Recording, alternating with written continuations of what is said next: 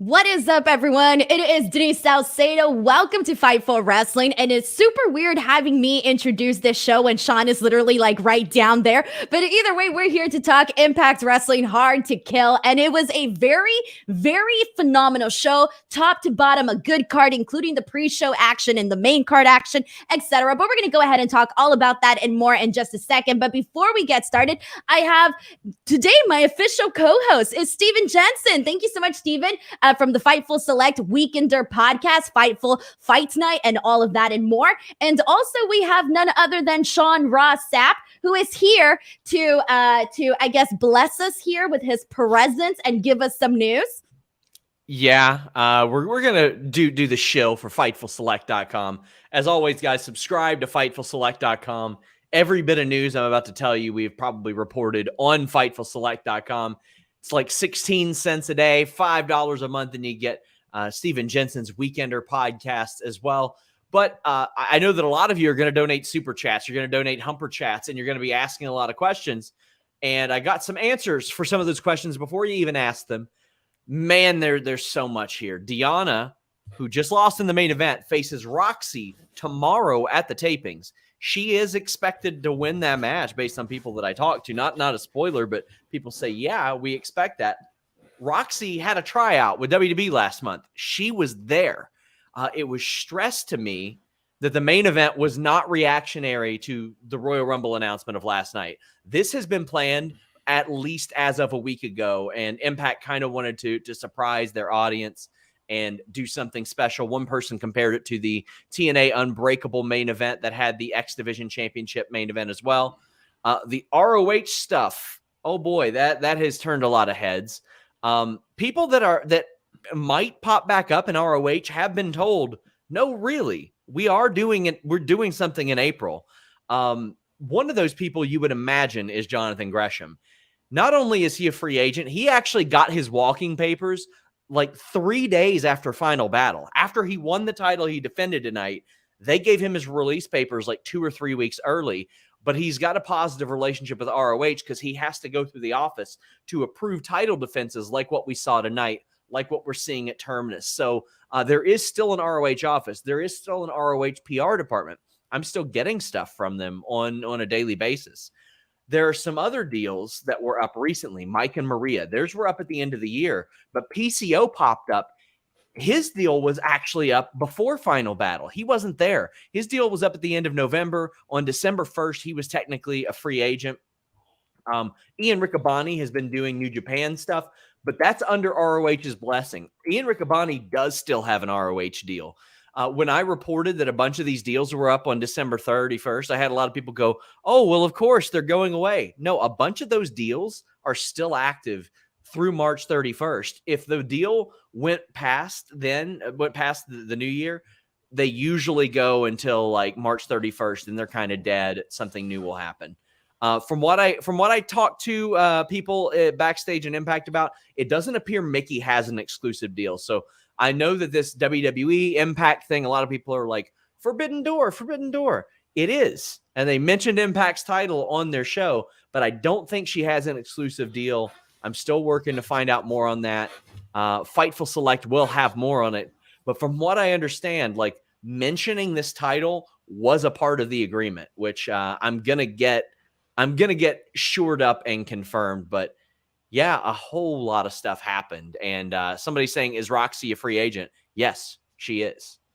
So, Sean, just to kind of clarify here for a second, because I know you touched on a lot right now, but just kind of going back a little bit to the Mickie James thing, you said that she is not exclusive to Impact Wrestling, right? So she has not signed any sort of exclusivity contract. Has she? What kind of deal are we talking about in terms of, she's obviously their champion. Do they have is it like a pay per appearance thing, or is it like a set amount of dates that she is maybe, set to be there for a certain time period? Like, what's that all about? I was given the impression, now again, this isn't official, I don't want anybody to report this, I was given the impression it's paid per appearance. I could be wrong there, but there are also a lot of deals right now that Impact has with people where they can work like AEW, they can work NWA, they can work a lot of stuff. They're very different deals. And you're going to start to see some people who have been regulars in recent months, and especially during the pandemic, not be regulars anymore. We saw AC Romero leave. We hear that Brandy Lauren isn't coming back. We saw Rohit Raju. That was a shocker to me that Rohit Raju left Impact Wrestling, and they're going to probably cycle some more people in. They're taping more often now, as opposed to once every 2 months or even once a month. Now they're taping 2, sometimes 3 times a month. So I believe that they're probably going to be bringing in like split, I don't want to say split crews, but some crews that aren't necessarily complete, and they'll be cycling some people in and out. It's going to be a really interesting period for Impact Wrestling. That's definitely, I think based on what we saw today, you mentioned we already had everybody was talking about the Mickie James Impact WWE thing. And then today with the Ring of Honor invasion, and then kind of even just the way that they closed off the show. Because who would have thought you would have, the former Ton Phillips over on Impact Wrestling, essentially closing out the show, promoting WWE's Royal Rumble with their Knockouts champion who just won in the main event, heading in as an entrant to the Royal Rumble. That doesn't even make sense. And I had a lot of people on my Q&A show this week. Somebody said, is somebody replacing Matt Stryker, or are they just going to bring back Josh Matthews? And I know Josh Matthews does a lot of great things for Impact Wrestling. I'm glad that they didn't go back to Josh Matthews. Tom Phillips killed it on commentary tonight. Tom Phillips, without having to push buzzwords or have somebody yelling in his ear, he did great. I asked somebody earlier this week, I was like, hey, who's coming in for commentary? And they wouldn't tell me. They said they didn't want to jinx it in case it fell through. This was a really good one. They hyped it up to me, and I thought it lived up to the hype. But we're going to have a lot more on this on FightfulSelect.com. Please subscribe. But guys, leave your super chats, leave your humper chats, not humper chaps. Nobody was wearing chaps by the end of this show. People got strangled with chaps on this show. But please enjoy the show, guys. Denise, Steven, thanks for having me. Yeah, get out of here, Sean. Bye. I was like, hey, when's Sean going? How long is he going to be talking for? Just kidding. We're all good friends with Sean Ross Sapp. After all, he employs us. Let's go ahead and get into the show because, Steven, there is so much to talk about. Right now we already got kind of a bunch of, little news bits that Sean just went ahead and gave us. But on top of that, we had a legitimately action-packed show that we're going to go ahead and cover. And just off the start, I first of all want to kind of get started by maybe giving our overall thoughts in terms of how you felt heading into this pay-per-view and how you felt coming out of this pay-per-view. And then obviously we'll talk about everything more in depth. So I say this often about Impact. They have 4 times a year where they get a lot of buzz. Like these pay-per-views, everyone talks about Impact. No matter kind of what wrestling companies you follow, everyone's eyes are on Impact 4 times a year. So it's really on them to really capitalize and try to retain the viewers that kind of catch this buzz 4 times a year. Like we'll see like kind of big jumps throughout the year of like popularity and viewership, then it'll dip, then it'll come up, and then it'll dip. And this show, I thought totally delivered. Like this was a really, really, really good show in my opinion, not just for Impact Wrestling, but like wrestling in general. I thought every match was different. Like you weren't seeing the same thing over and over again. You saw different types of finishes. You saw people of all different sizes and wrestling styles and everything. I thought it was done really well. What about you? Well, see, I'm so glad that you mentioned the whole, that there's certain times where you have like more buzz for Impact and certain months where, it's a little down, but then you come back up. And so that is definitely true. And obviously, we've been talking so much about the Mickie James situation that obviously provided a lot of buzz heading into the show. But here's the thing, even before that, just looking at the card, I'm not even exaggerating. I was legitimately interested. And obviously I was interested, for the fact that I wanted to see this Texas death match already. And with the announcement of Mickie James being in the Royal Rumble, I legitimately didn't know if that was going to affect the finish or not. So the finish to me felt like an even more big deal heading into the show because I didn't know what that would essentially, kind of foreshadow for what this would mean with Mickie James's future, the relationship between Impact and WWE, and all of that good stuff. But the other thing that you touched on, and I want to make sure that everybody kind of knows this, especially the people that didn't watch the show and are maybe just listening to the review of this show, is that So you mentioned that there was all these matches that were, very different and something for everybody. And here's the thing though, is that I almost feel like when you have a show like this, there's always, how many times don't you catch a pay-per-view and say, oh, I like this match. Maybe by this match, I was a little tired, so I wasn't as into it. Or, oh, these people were put in a bad spot because the match before that, was, great. And so everybody was just waiting for this match. How many times don't we talk about that for certain shows? But for this particular show, I honestly felt like from the pre-show to the main event, each and every single match kept me engaged. And I was never once going, oh, I'm tired. Let me just get to the main event. Never once. And that to me kind of made the show feel extra special, where it kind of felt like, okay, by like the fourth, fifth match, I'm thinking, well, where are we going to go from here? Yeah, I totally agree. Like, the pacing of the show was really, really done well. And I know you follow MMA as well. And like, that'll happen a lot in MMA where like there's downtime between fights and like the crowd kind of gets out of it or like whatever. This was like great match, great finish, next match, great match, great finish, next match. And then like, before I knew it, we were in like 7 matches in on the 10-man hardcore war. And I'm going like, there's only 2 matches left. Like, this has been a great show. It's like hitting me like how amazing this has been. And I started thinking back, and I know we're going to review it here in a second, match by match, but like, that's when I started kind of realizing like everything on the show has been different, and the pacing has been really, really good. And like, I don't feel bored at all watching this. So like, yeah, I couldn't agree more. This was an awesome show. And really quick, this is off topic. I just wanted to give you a quick pat on the back, because I'm a massive Game Changer Wrestling fan.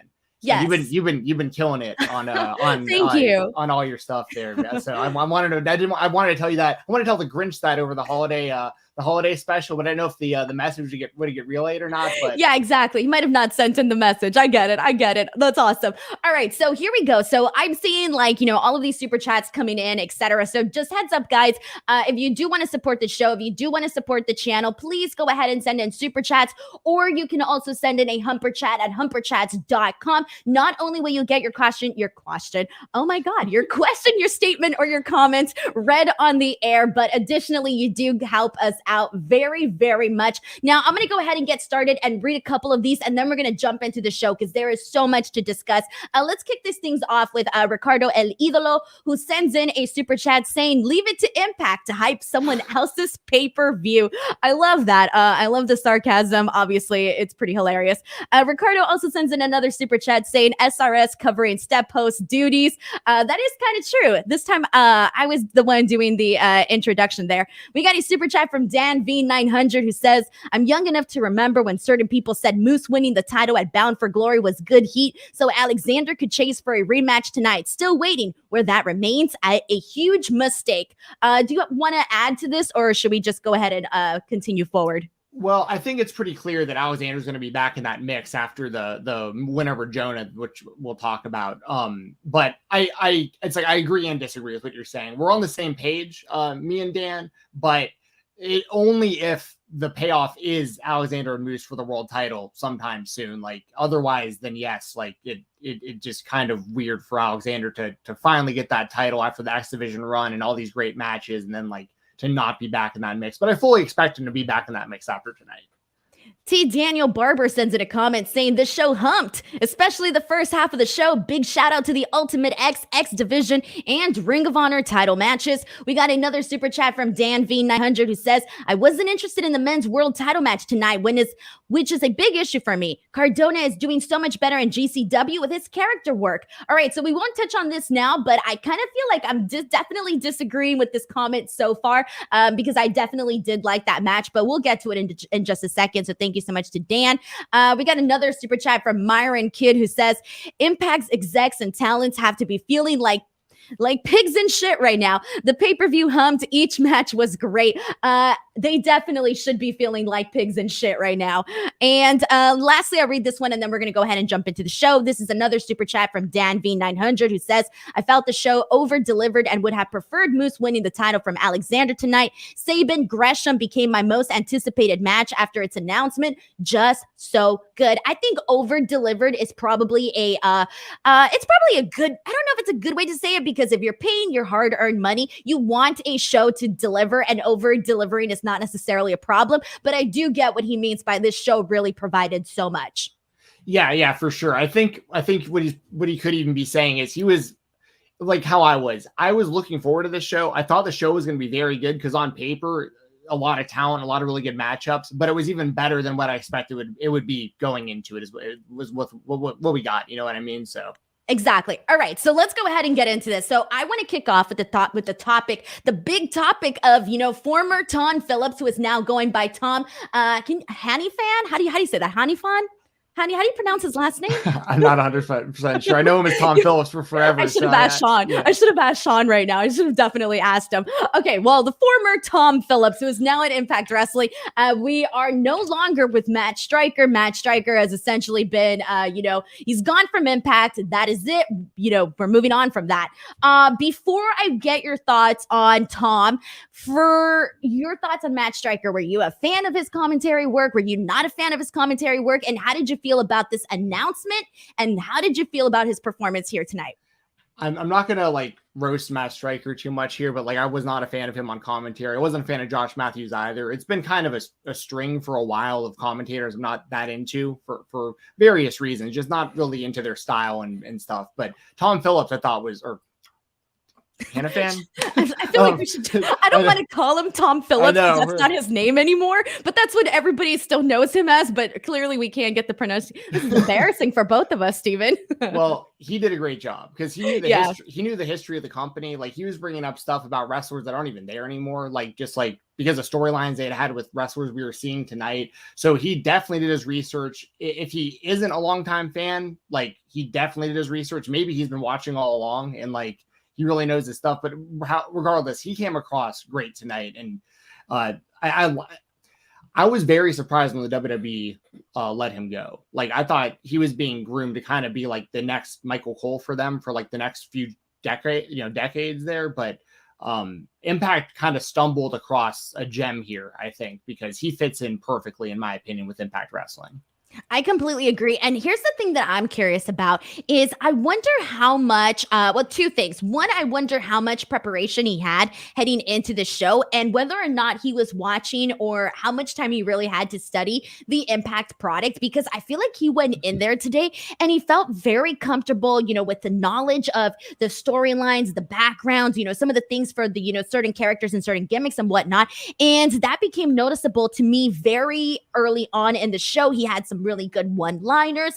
I kind of that's what I'm curious. I want to know what his history, what his expertise heading into Impact in terms of his Impact knowledge and how much time he legitimately had to prepare for this. Because if you were to tell me hey, Denise, he had X amount of months, X amount of weeks, however, I would believe you because he came in here fully prepared. And in terms of Matt Striker, there were certain things that I liked from him, but there were certain things where I necessarily wasn't that big of a fan of his commentary. So personally, I really think that this was a huge upgrade in terms of the commentary. And at one point today, when we had the Ring of Honor, when we had the 3-man booth for the Ring of Honor World Championship match, I really felt like this is peak commentary right now, with Ian, with D'Lo Brown, and with Tom. I kind of felt like we had a really good 3-man booth there where I was kind of you know what? I wouldn't mind having this for the entirety of its event. But that kind of just goes to show how good the commentary was.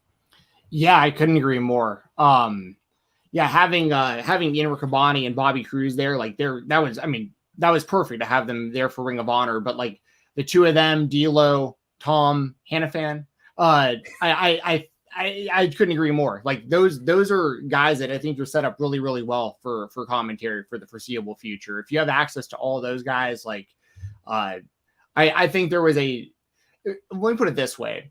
When I go on Twitter, and I'm kind of lurking throughout the show. I don't give a lot of my thoughts on stuff on Twitter when I know I'm going to be doing a post show. I'm kind of lurking to see what fans are saying about certain stuff.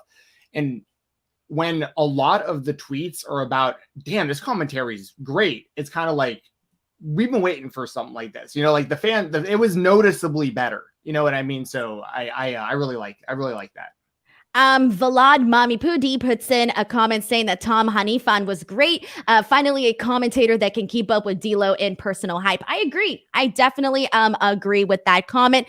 We also want to go ahead and thank Provide247, who also sent in a super chat. We really appreciate it. And let's go ahead and jump into the show because once again, we do have so much to cover. And here's the thing. So pre-show. Let's get into the pre-show. Let's start from there. We had two matches that were really, really good. Both two totally different matches for sure. And I kind of feel like, damn. Okay, so I don't know how this is going to come off, but like I kind of wish every pre-show across the board from wrestling promotions felt as exciting and as quick as this one did, because this one was a really easy watch. It was a 30-minute pre-show that legitimately felt like 15, 20 minutes. So we had it kicking off with, your two big guys. You have Jake Something versus Madman Fulton. Really, really fun to kind of see them go at it, especially because, like I said, they're two big, beefy men, meaty men. Meaty men slapping meat. Yeah, exactly. I always get tongue-tied with that. But it's like legitimately, like you're getting these two big guys basically going out there and absolutely killing it. Like we saw a really awesome sit-down powerbomb by Jake Something, which was really cool. There was a moment where Madman Fulton literally like deadlift chokeslammed Jake Something. And that to me was like really impressive because you kind of, it's hard from both ends to go ahead and execute, something like that. So I really like that there. Him winning, Jake Something winning with the black hole slam, the abyss. Seeing that as the finisher, I thought was a really fun way to go ahead and wrap up the match. But what did you think about this match? Yeah, it was good stuff. Good way to open the show up. Jake Something, I've liked him for a long time, and it's good to see. I'd like to see him as like a bigger part of the show, like on the actual pay-per-view. But like, if you're going to open a show up, like I'm fine with him coming out there, get the crowd going.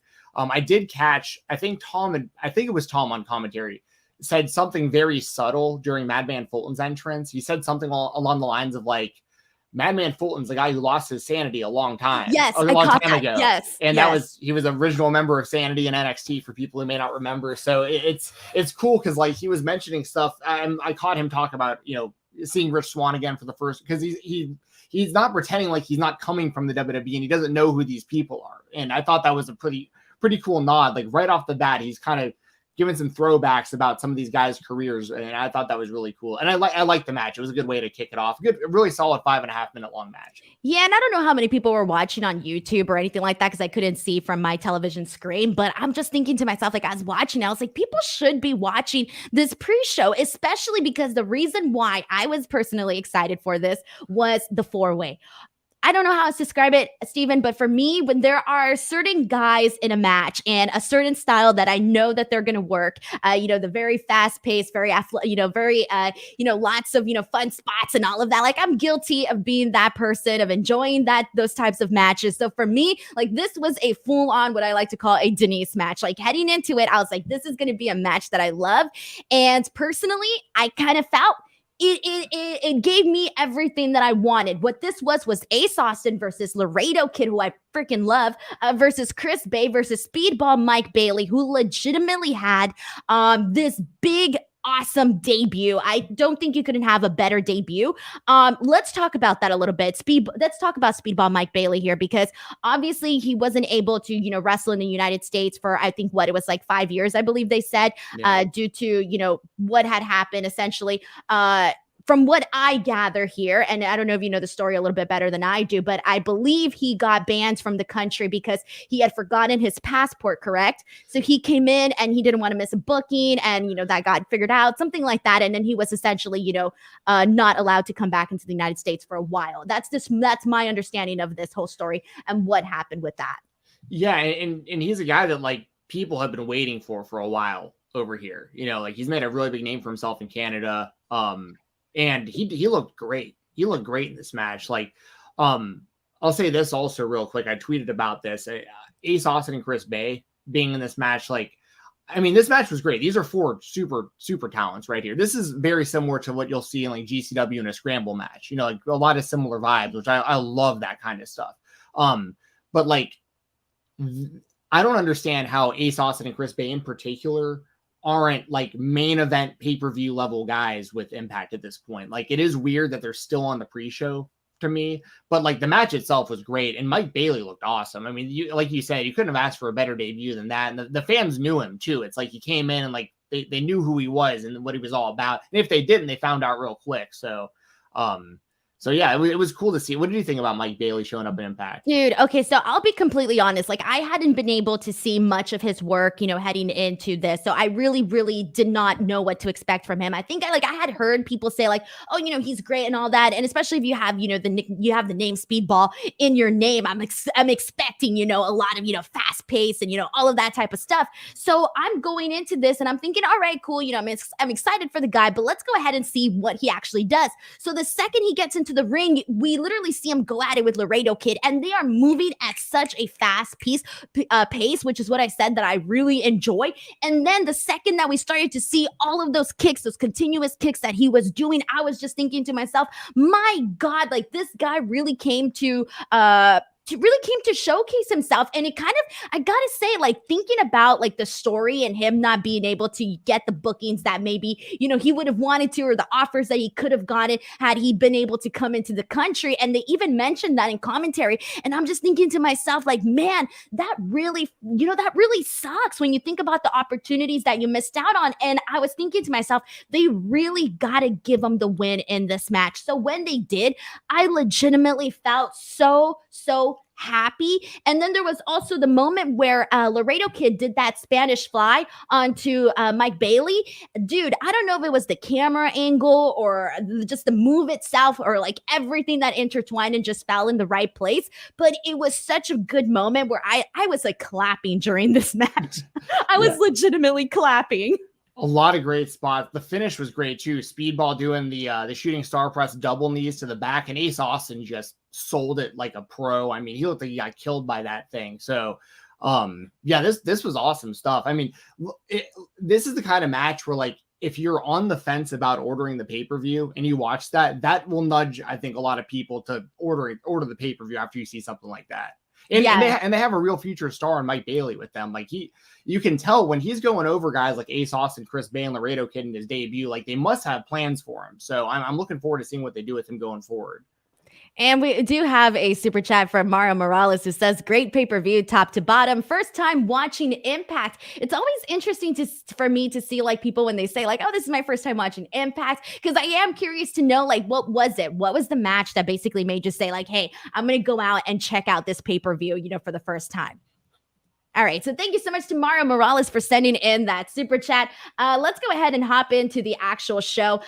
Dude, I feel like I was just so excited for this next match. This was for me. And I saw a couple of people on Twitter write to me basically saying that this was the match that, they decided to buy this pay-per-view because it was the first ever Knockouts Ultimate X match with the winner receiving a future title match. So this was badass. Okay. First of all, I was already excited. I already knew that this was going to be, something crazy. I was already expecting Lady Frost to do something insane, especially given her repertoire of skills that she has.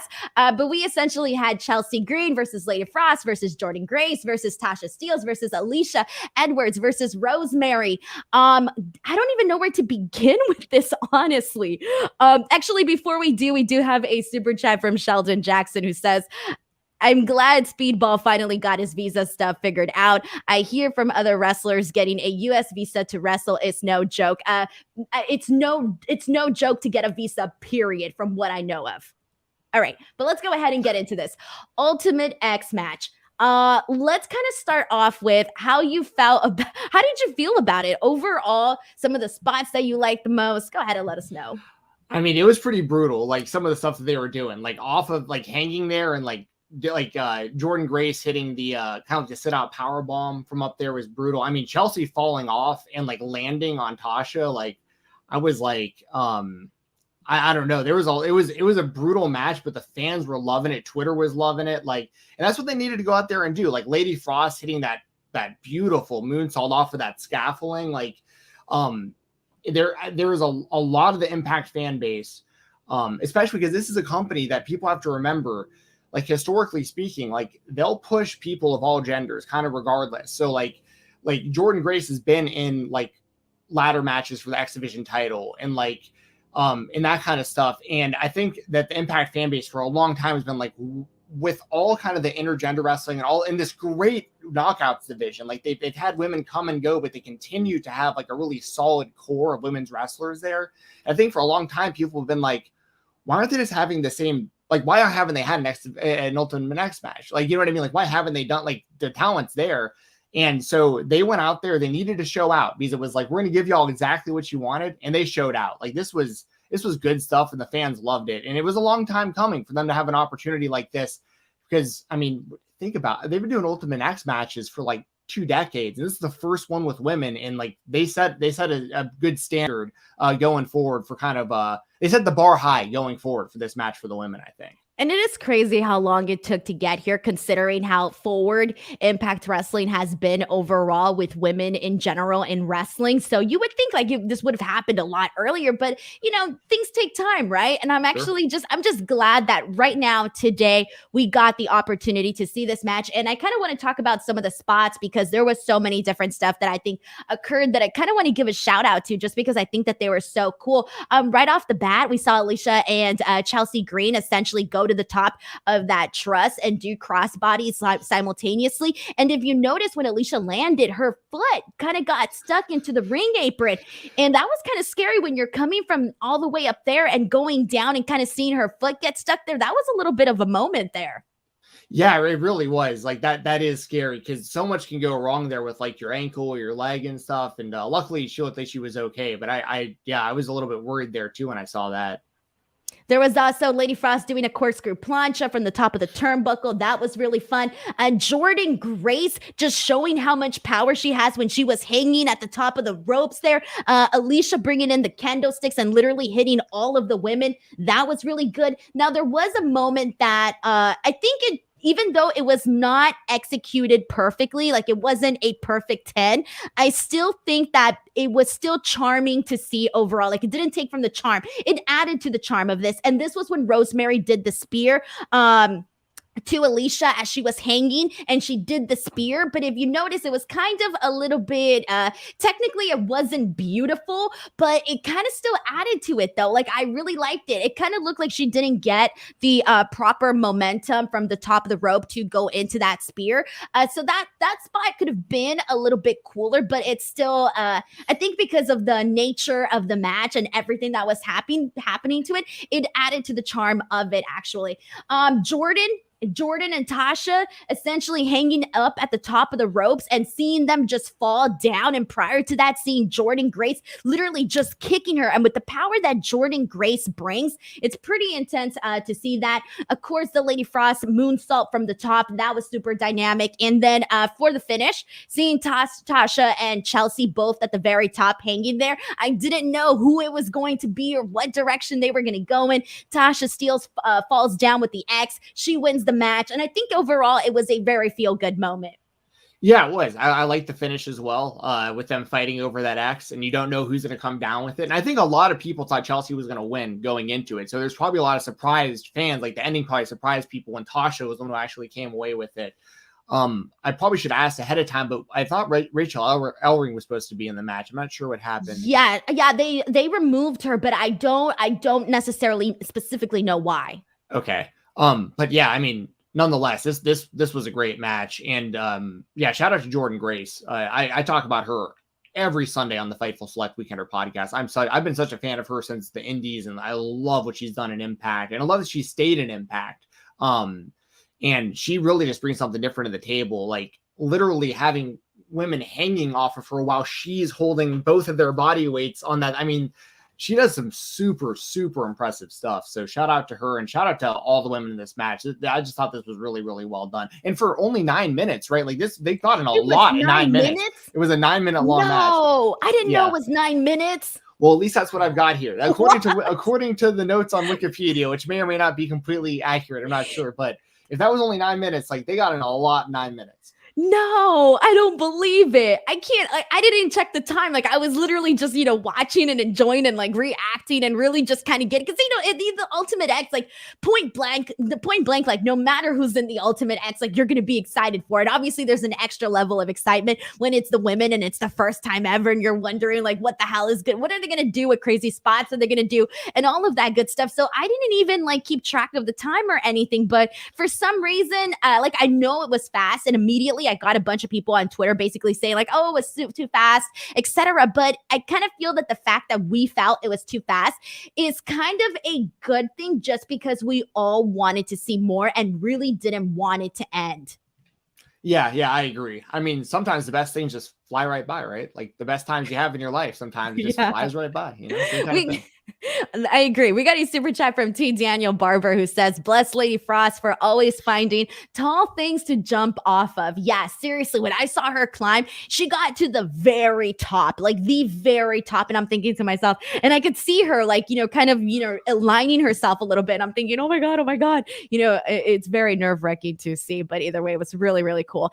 Let's see what we got here. So I did get 2 humper chats or super chats in regards to the previous match, which we talked about, which was the pre-show that I didn't get to raid. This was for the 4-way. And this one is from Myron Kidd, who says Chris Bay and Ace Austin being underutilized in Impact is both mind-blowing and annoying. There's no reason that should be on the pre-show. I kind of feel like, do you agree with this, Steven?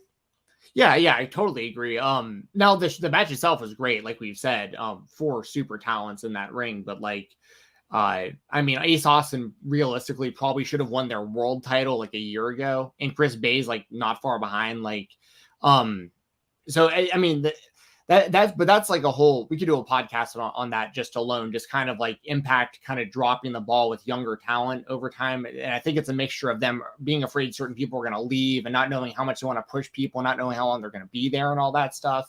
But like they've had Ace Austin and Chris Bay for a while now, and I feel like they should both be main event wrestlers. So, but like I said, I can't say it enough. Like if this 4-way was on the pay-per-view, then we're not even really having that conversation. It just happened to be on the pay-per-view, and we're all talking about it in a positive way. I mean, it was a great match, so I'm not upset about any of that. But they got 2 gems right here, like that they've had for a long time that they could be doing a lot more with, in my opinion.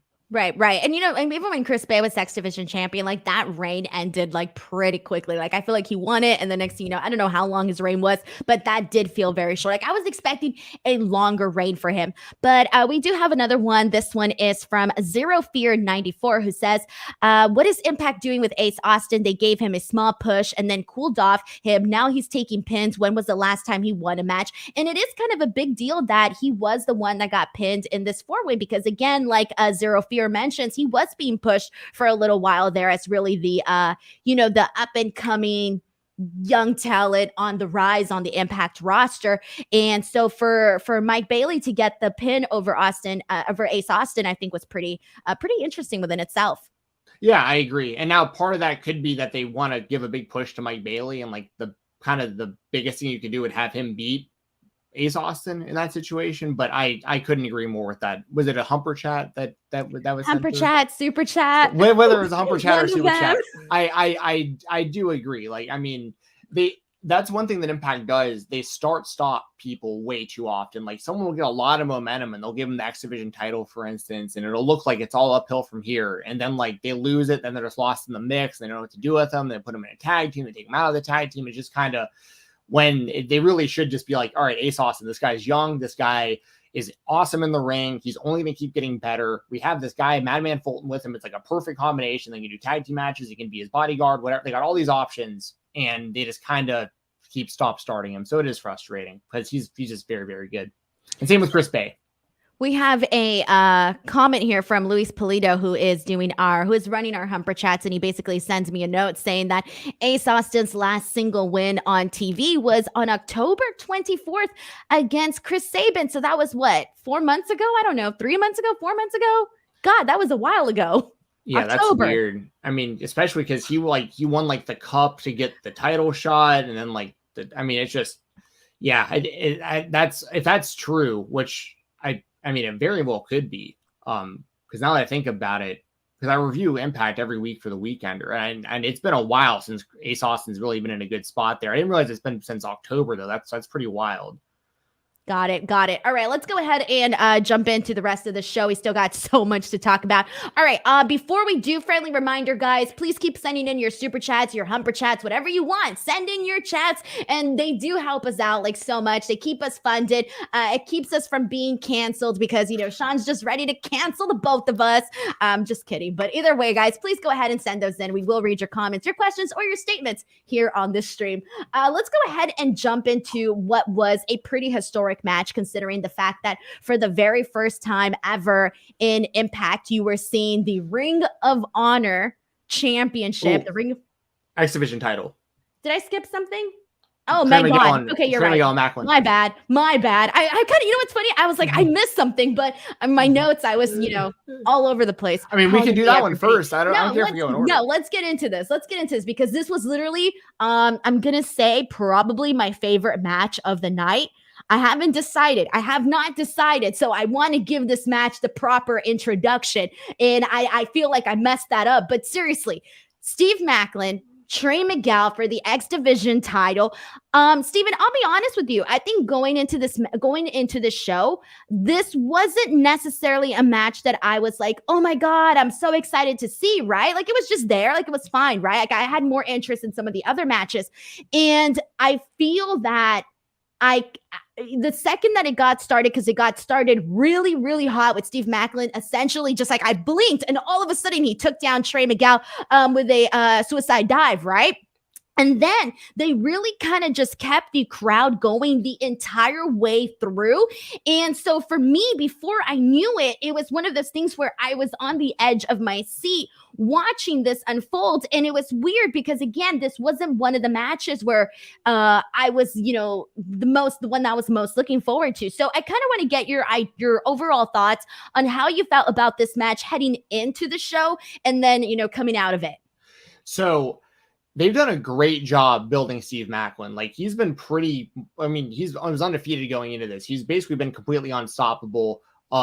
A guy that, like, when you look at him, you kind of go, man, WWE couldn't figure out anything to do with this guy. Like he's really damn good. You can't remember anything I can't remember anything from, you know, his time in WWE, which is unfortunate because you're just like, what the hell? Right. Because, I mean, they made him so generic there, and he is kind of a generic looking guy, you know, like pretty basic look and stuff. But like the way he works, especially in the confines of like the X Division, especially, he's totally different than like everyone else that really competes for the X Division title. Like he's not almost kind of like FTR, right? Like no flips, all fists kind of thing. Like he's going out there to hurt you. Like he's trying to, when he spears you, he's trying to go through your body. Like, I mean, he hits hard, and he's done a damn good job, in my opinion, so far in Impact.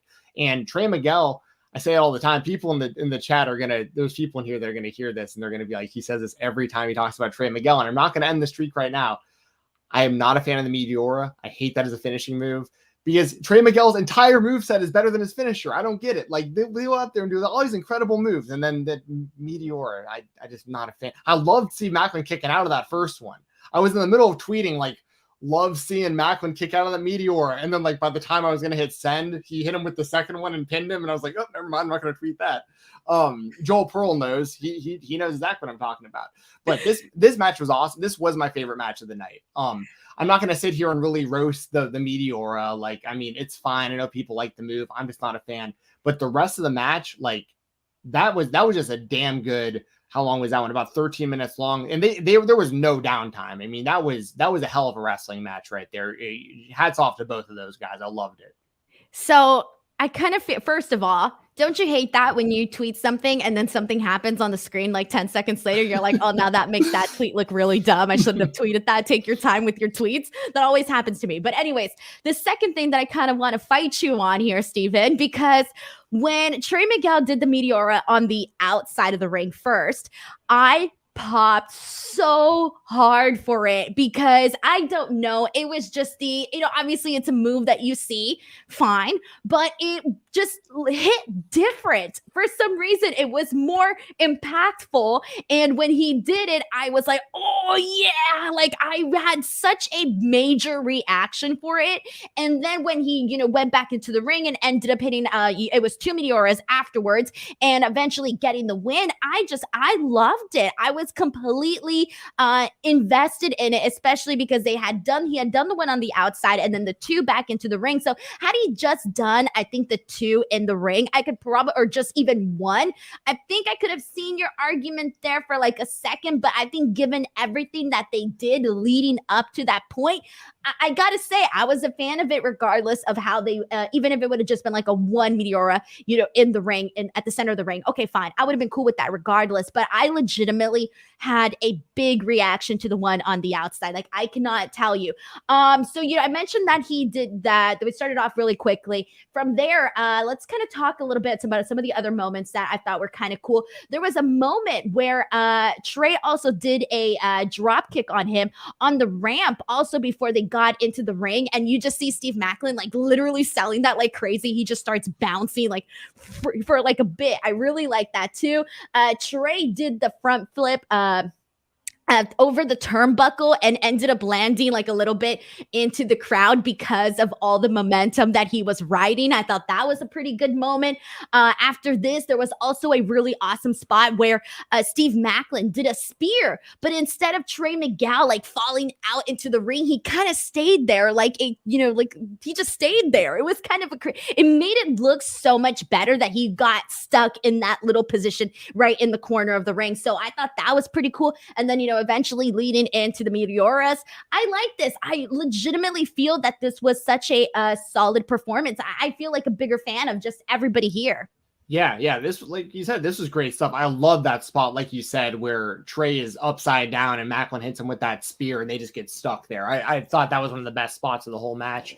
And to the point about the Meteora on the outside, I did like it as well. And in the way that Trey hits it, he hits it better than like really anyone currently doing the move. Like he's got some impact behind it. So it's just one of those things where like I think it comes off better when someone's standing than when they're like on the ground, because they're not really like, he's kind of just like landing on their shoulders, hitting his knees into the ground and like almost face planting. And it just kind of doesn't, when Trey Miguel's so good. But the other thing that I wanted to bring up that I liked, but I was confused, was they made it look like MSK was coming out with him, like as the Rascals, like two when he said the Rascals thing. Yeah, like two guys in hoodies, like who are these guys that like came out with him, and it was like clearly supposed to be like it was Dez and Wentz, but like obviously it wasn't. But I thought it was cool that they kind of acknowledged, like almost like in Impact lore, those guys are still hanging out in the treehouse. You know what I mean? But like we just can't see their faces for whatever reason right now. They went into a secret realm. We don't know where they are. We got a super chat from Dan V900 who says Macklin losing was surprising to me. Great match though. Was him losing to you surprising?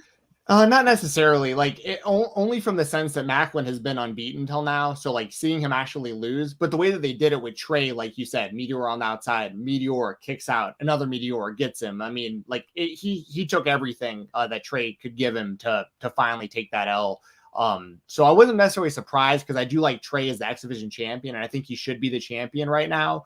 But I can understand people being surprised just because of how dominant Macklin has been going, up to this point. And we have Dan as well, who's agreeing with you on the Meteora.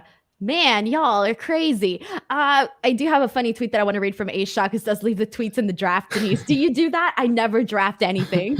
I just like think it and tweet it. Every now and then. If it's something that I think is going to be like controversial, which I generally stray from anyways, it's kind of like, I liken it to if you break up with a girlfriend or a boyfriend or something, and like you're angry and like you like want to say something.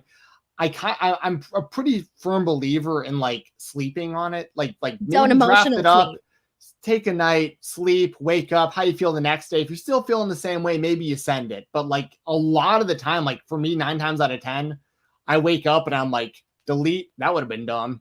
So yeah. You have patience, my friend. You have patience. I can't do that. One time I had something that I wanted to tweet and I sat on it for a whole day. And the whole day I kept replaying it in my head over and over and over. It was killing me, killing me. Yeah.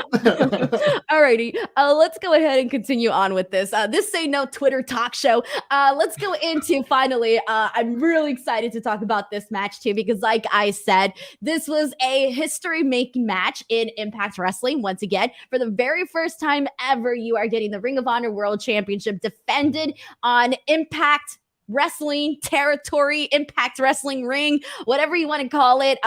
This was a pretty kind of a crazy moment if you think about it, because if, last year at the top of the year, I told you, hey, we're going to get the Ring of Honor World title defended on Impact Wrestling, you'd probably be like, why? That is why. What's happening?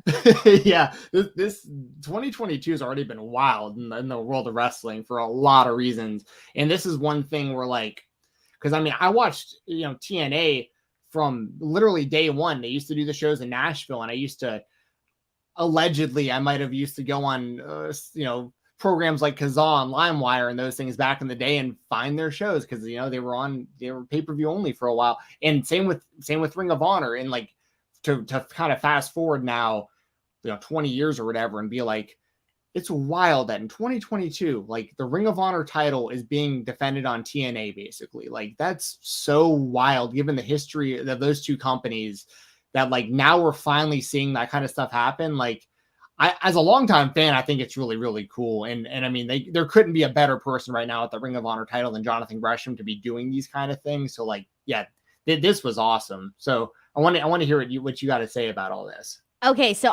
we mentioned that there was something different for everybody on this show. I think this match was a perfect example of that, because if you think of all the matches that we saw, and you compare them with one another, I think that this one was probably the most, it was very different. It felt very unique. It stood alone in its own little category, I guess you can say. And I see, and we have, we're just talking about the match too. We haven't even talked about, Ian Riccaboni joined in commentary here, because I thought he added so much. As I mentioned earlier, I really enjoyed that three-man booth during this match. We saw Bobby Cruz do the ring announcing, which was very nice as well. So all of that was cool. And then speaking of the actual match, I think what I particularly liked, and I think part of the reason so many people like Jonathan Gresham, is because what you were seeing throughout this match was really him working, the limbs of Chris Sabin, more importantly, the arm, the ankle at one point. So you kind of saw that play out throughout the entire match, which I really, really enjoyed that. Everything that led up, especially to that moment where they did the cradle shock, I thought that was kind of everything leading up until that point was kind of the moment where I think the match took off into another direction. And you started to see both of them do that the slap and the chop exchange. And then at one point, Sabin, I kind of feel just kind of went from here in terms of energy to here in terms of energy. There was a moment where you can kind of see where he snapped. So they're doing the chop slap exchange, and then out of nowhere, Chris Sabin just slaps the hell out of him. And I'm thinking, my God, that was the exclamation point on this exchange. And then from there, you kind of just see him exploding this, and you go into the finish here, and then Gresham does a reverse cradle, gets the pin, retains the bout, and it was such a beautiful finish that kind of had this it hit its peak and then ended at the moment that it should have, where it felt like this was an enjoyable match with a very enjoyable finish as well. It felt complete. Yeah, totally agree. And Riccaboni on commentary, explaining the pure rules and explaining why it is or isn't good to be going for rope breaks at certain points in the match, because you only got 3 of them and you can't do the closed fist, so they're chopping each other. And so I thought the commentary and everything involved with Bobby Cruz, like you said, having the Ring of Honor presence there was awesome. And then the match itself I thought was great. If not for Miguel and Macklin, this probably would have actually, I really liked Alexander and Jonah too, which we're about to talk about. But there was a lot of damn good matches on this show. But Gresham, I love the way that he works holds. You never know how he's going to finish matches. That's one thing about him, kind of similar to when Bryan Danielson started in AEW, he was doing the same kind of thing where he'd do different submission holds and different kind of things to beat people. So you never really knew how he was going to end a match. And Gresham's like the master of that. You never know. His octopus hold is more or less kind of like his bread and butter. Like when you get someone in that, it's like the opponent's in a bad spot. But I loved how he worked body parts. I didn't love him taking the 3 count with his foot under the rope. Like I wish the ref, the ref would have seen that from the start. Like, why would you count 3 and then look? Like, you should have looked and then not counted at all because his foot was under the ropes. But outside of that one very, very, very small critique, which most people I don't think will have any problem with at all, because that's what then led into the slap fights and the back and forth and everything that you were just talking about. So I thought it was all done great. I love the finish. That way that they were kind of exchanging like Lama straw cradles, and then like he switched it from like a cradle pin into like a different type of cradle, like just floated right over and stuck Sabin to where he couldn't get out. Like that's when there is a Ring of Honor Pure Championship match, that's the kind of stuff you're expecting. And I thought that they totally delivered. I loved it. So this is going to sound really dumb, but like when he did it, the finish, it kind of looked like he wrapped up Chris Sabin like a gift, and like he like wrapped him up like a gift, bam, taped it up. We're done. This match is over. Like visually, that's what I saw. Like that's how I felt with this finish. So I really, honestly, just very much enjoyed it. I thought it was a nice, this match heading into it, I think it had a lot of, not I'm not going to say pressure, but it did have a lot of prestige, I think, going into it. Like you felt the prestige being there, period. So it's nice that you obviously saw that being delivered. All right, guys. So before we move on, we have a very special Blue Chew read. Here we go. I hear you. Times are rough. We just got out of a wild situation, a wild year, and people are saying, you know what, it's a hard knock life. But I disagree. Instead, I believe it's a hard cock life when you use Blue Chew and the code FIGHTFUL, and you get your first shipment free. Free? All you got to do is pay $5 shipping. Blue Chew is made with the same active ingredients as Viagra and Cialis, so you know they work, but they work on your schedule. Full stomach, empty stomach, ready to go, want to get in the mood. Blue Chew has you covered. Instead of treated, we get tricked. Instead of kisses, we get kicked. I don't think so. More like somebody's getting dicked when you use BlueChew.com. No awkward conversations with the doctor. Because, I'm all about not being awkward. No waiting in line at the pharmacy. It's because they work with their online physicians to get the active ingredient you need, and it ships straight to your door. BlueChew.com and the code FIGHTFUL gets you your first shipment free. That's how confident they are. Free.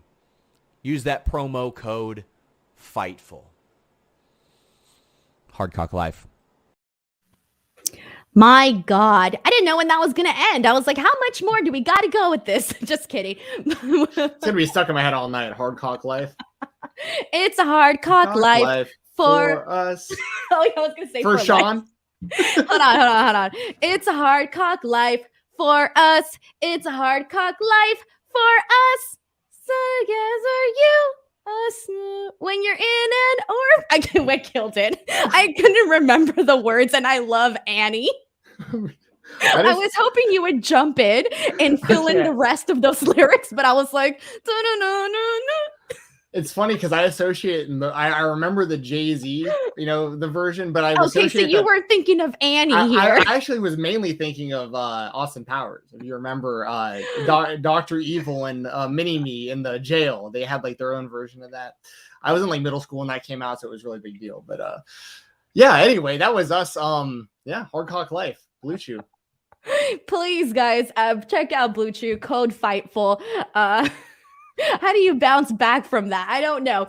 All right, before we move on, I do also want to go ahead and let you guys know, if you haven't already, I have no idea what you're waiting for. If you are a wrestling fan and you want to know all the cheeseman, you want to know the gossip, you want to know the tea, head on over to FightfulSelect.com. Subscribe, join over 4,000 subscribers over on FightfulSelect.com. You get all of the latest breaking news in pro wrestling, lots of scoops, lots of good stuff there. So please make sure to head on over to FightfulSelect.com and click that subscribe button. But now, I have a feeling, Steven, that you're very excited to talk about this next match.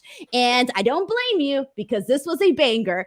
We had Jonah versus Josh Alexander, two incredible athletes with two guys that want to prove themselves, that want to really show the world what they can do. Let's get into this. What did you think of Jonah versus Josh Alexander? I love this match. This was also totally different than the Gresham and Sabin and the Miguel and Macklin match. Like there were three, I mean, really every match on the show I thought was really good. But it's one of those things where like you see Miguel and Macklin and you're like, okay, then like Gresham and Sabin, they go out there and kill it too in like a totally different match. And then like halfway through this thing, I'm like, this is totally different than the last two we saw. And this might be my favorite match of the night. Like I loved it. I didn't see a lot of Jonah in NXT just because I generally don't really watch NXT. But I know, Steven, that's it. We're done doing this post show. How dare you? Hey, I got an NXT title belt in here, a replica title that I won from Wrestle Rumble years ago. Cause I used to be very, very, very into the black and gold NXT. I'm not really down for the 2.0. That's just me personally. But the reason I say this though, is because I saw Jonah tonight against Alexander. And I was like, WWE screwed up letting this guy go. Like, that for that guy's size and his agility and the stuff that guy can do in his youth, so he's a young guy, that could be like one of your monster main event level guys in any company. Like I thought he did great against Josh Alexander. Like he far exceeded my expectations. I didn't really have like low expectations going in. I just didn't really know exactly what to expect because I'd just seen less than 10 matches total of his probably. And this was good stuff. And Alexander, he deserves so much credit for this past year with Impact. Like after Ethan Page left and the North was no longer a thing and no one really knew what Alexander's fate was going forward and all this stuff, he had a banger of an X Division title reign. He cashed it in. He won the world title, the whole deal. He's probably the MVP in my opinion of Impact over the last, calendar year. And he's just so damn solid in the ring. Like he's so believable in everything that he does. And I just thought that him and Jonah, because like Alexander's not a small guy, but he was small compared to Jonah. But he didn't wrestle like he was a small guy against him. He was still trying to pile drive him. He's still trying to power bomb him. Like he's still trying to do his stuff. And Jonah's out there doing moonsaults off the top rope like he's Bam Bam Bigelow or something. I was like, this is my type of stuff. So I was a very big fan. What about you? Well, first of all, so like I've been a fan of his. Obviously, because my first introduction to him was NXT when he was Bronson Reed, and when he was Bronson Reed, I was sold on Bronson Reed. I remember going in and doing these NXT post shows and basically saying like they need to do more with Bronson Reed. They need to give him a character that he's good already in the ring. Now give him some depth, give him some more character. He finally becomes NXT North American champion, and I'm like, hell yeah, let's do this. And then unfortunately, that didn't go the way that we all hoped it would. And he's out the door, but people thought he was going to be on the main roster. And when I interviewed Jonah, one of the things that he made sure to tell me is that Jonah, the wrestler, he can literally be placed in any sort of era of wrestling, any sort of decade of wrestling, and be a big star because of the way that he works. And that was one of the things that really stuck to me when we spoke in this interview, because I think it's true. And we mentioned some of the people that he reminds us of, and kind of seeing him go out there and do it, it's just so entertaining. You already mentioned the moonsault. That was phenomenal.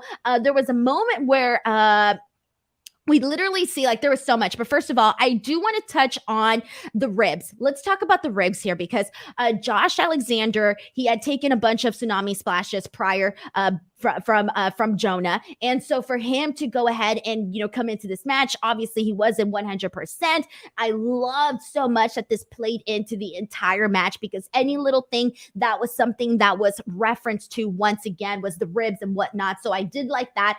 There was a moment where we saw Josh Alexander do a crossbody to Jonah over the barricade. I thought that was pretty cool. The superplex from the top of the rope, that was phenomenal. I swear to God, after that spot, and especially because the camera, they ended up like zooming out so you can see the entire ring. I swear, the whole entire ring bounced, like not just how it normally bounces, but like earthquake mode.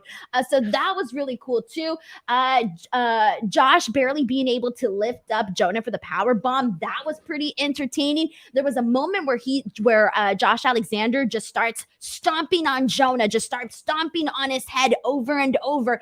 I love that so much. Him getting the win at the end was obviously, I didn't know which direction it was really going to go. I didn't know if it was going to go to Josh Alexander or if it was going to go to Jonah. I was going to be happy regardless, but I think Josh Alexander getting the win, perfectly fine. Given the story, given it makes sense, him getting his revenge, getting his comeback, it's all good. I enjoyed this a lot.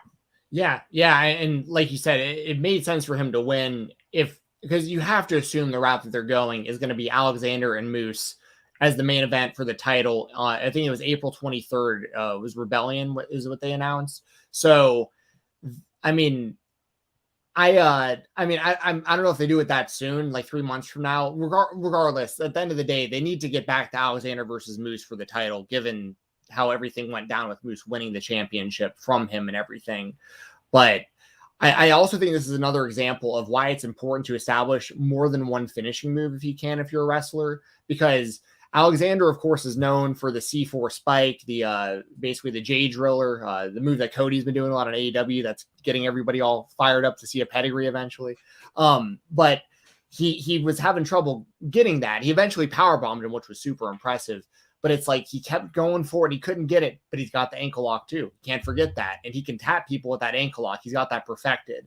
So when it came down to like, what else do I do to this guy? I've power bombed him. I can't get him with the power. I can't hook him and get him up with that pile driver. I'm just going to stomp his head until he can't move anymore, grab by the ankle till he can't take it anymore. And I thought it was really, really well done. And it doesn't hurt Jonah at all. It's one of those things where like, yeah, he came in and he lost this match. It's his first big match of the company, yada, yada. But like, you lost to basically, if not for Moose, basically the world champion of your company. And I'm assuming the next few that Jonah gets, he'll probably look really, really damn good again. And he'll probably get some really big wins soon. And he should be featured as one of the top guys in Impact, in my opinion. So I thought this was done great all across the board for everybody. Yeah, I completely agree with you. Good stuff all around, man. Really, really good stuff. All right, everybody, we're going to go ahead and move on. But before we do, just a friendly reminder, if you do want to get your question, comment, or statement read on this stream, please feel free to send it in a super chat or a humper chat. You can send in a humper chat at humperchat.com. It really helps us out. It keeps us all employed. But let's get into this hardcore war because there's kind of a lot to unpack here. But let's kind of go over through some of our favorite parts, really.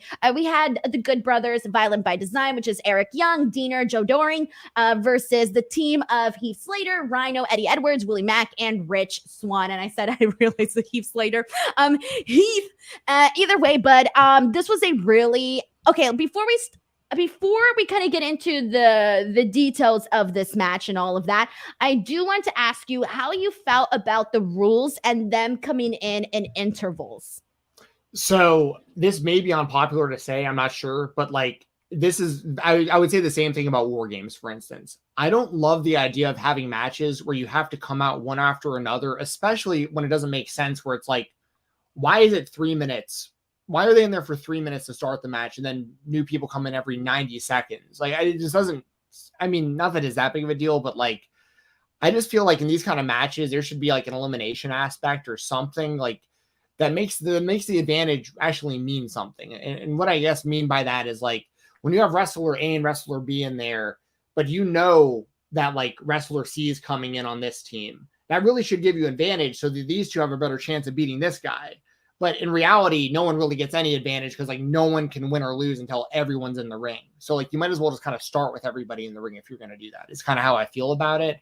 But I understand why they do it. And like it's for suspense and the kind of unpredictability. And like I'm not saying I dislike it. I'm just kind of saying I say the same thing about War Games. Like I wish that was like an elimination style match where like people can get eliminated throughout it and cause like actual odds to favor one team or the other.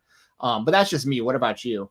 I personally enjoyed the intervals, and the reason why I did was because I kind of wanted to see, at least, for the most part in the beginning when you have a few guys just in there, I wanted to see, those guys kind of have their moment, because I feel like if they would have all started, obviously we already knew that we were leading up to that point, and that was the moment that, you're gonna see the face off between both teams, and then they're gonna go nuts and then do the match, continue with the match, right? But I kind of like this because I feel like it gave, some of the guys that came in earlier a little bit more to kind of take the opportunity to have more time to showcase, have some good spots, do different things, kind of just to show a little bit more. Because I think had it just started, with all the men in there, I kind of feel what we would have gotten was a bunch of, little scenes and clips of things happening, right? But you would miss so much of the other stuff. So I feel with the way that they did it, you kind of get to see some of the stuff that you might not have seen had this all started with all guys in the ring. So for me, that's the reason why I liked the intervals.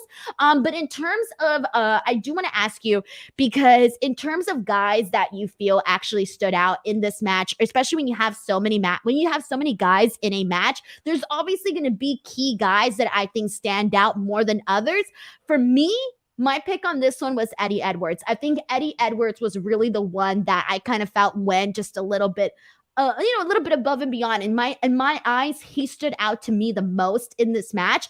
Do you have anybody or, more than one person that you kind of felt like, man, they really made this match a little extra special?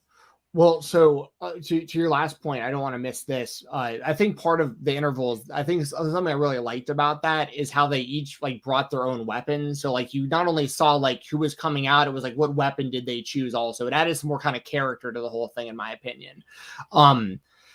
I'm going to throw this out there. I talk about this on the weekend or every Sunday. I'm just happy to see my boy Willie Mack on the pay-per-view. Like, yes. I mean, this guy, like everything that I've said about Ace Austin and Chris Bay, I would echo about Willie Mack. Like, he's another guy they've had for years that I just don't know how he hasn't been like their world champion, or at least in that mix for this entire time. So I was just happy to see him doing his thing out there tonight. You literally just became my best friend right now. I kid you not. I love Willie Mack. Willie Mack is literally my favorite person out there, man. I love him so much. He's the person that if he's on the card, I am watching that show. Whatever show he's on, I will watch his matches because I just think that he is beyond incredible. And I have been thinking this for a very long time. I feel that he is severely underutilized. I have no idea why he isn't like featured as one of the top guys consistently, because I just think he's really, really good. Legitimately, I think like in terms of when you think of all of these big guys that we see throughout, all wrestling promotions, I feel like Willie Mack is one of the guys that is not being talked about as some of the other guys are. And I really do think that he should be in that conversation. So I completely agree with you 100%. So I agree with you on that. Was there anybody else that you wanted to add, or do you want to just kind of move forward with this? We'll also shout out Joe Doring. He's another guy that was like a really pleasant surprise for Impact when they got him, because like he was big in all Japan, but he was like really just kind of doing his thing in Japan, and like no one in the States was really talking about him for a while. And when he showed up, I was like, oh damn, Joe Doring, that's random, but I wonder how he'll fit here. And I love the way that he works. He's like a psycho, and he's super believable, and he did some cool stuff like he was the one who, I can't remember who he put through the barbed wire. Rich Swann. He put Rich Swann, yeah. But I mean, like, he was the one, of course, who did that and stuff. He looks like a crazy person going into the barbed wire, and the looks on his face. I love it. So I'll give a shout out to Joe Doring as well. I'm a big fan of what he does. I loved it. And he was the one guy that didn't come out with a weapon, because his weapon is him. It's his hands. It's him. So to me, that was some BD energy right there, because he really came in and was just like, I'm going to kick butt. He just looked like he just wanted to kill somebody. And again, he was making this face and looking all mean and nasty. Oh, I loved it. And when he did that spot, when he put Rich Swann through that barbed wire board, whatever you want to call it, that was super cool. I really liked that. I think some of the moments that I also enjoyed was Eddie Edwards setting that kendo stick on fire, hitting Dog Gallows with it over the back. I thought that was good. Eric Young doing the pile driver from the ring apron to the table. I was so nervous with that moment. I was like, oh my God, there's that little suspense there, and there was enough time to build the suspense for it, but that was pretty cool too. Eric Young and Eddie Edwards exchange hitting each other with the trash bin lids. That was another really good spot. Eddie Edwards literally doing those 2 dives right off the bat on each side of the ring. That was some good stuff too. There was a lot of really awesome things. Oh, the 3D at the top of this with that Willie and Rich did onto Diener onto the table, really at the top of the match. A lot of little good spots spread out as you had the guys coming in with their weapons and whatnot.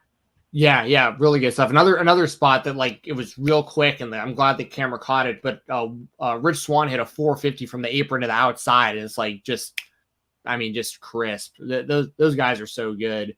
But yeah, I mean this, and Eddie Edwards is a guy who. This is the kind of role that I like him in the best in Impact right now. Like, I don't really need to see him anymore. This is nothing against him. He's just been there for a long time, and he's kind of done a lot of the same stuff over and over. And he's perennially like a main event world title challenger kind of guy. And I like him a lot better when he kind of steps away from that and he's just involved in like really good hardcore matches because he's really good at that. And I mean, some people I think in the chat were saying like the kendo stick that was funny and stuff. I give them credit for just trying something different. Like I didn't expect him to light a kendo stick on fire and he did. So I'll give him credit for that. So yeah, good stuff. Yeah, for sure. All right. But the big thing that we need to get into is this Ring of Honor invasion. This was something that, I don't know, you would think in hindsight, why didn't we see this coming, right? But did you see this coming? Because I did not see this coming.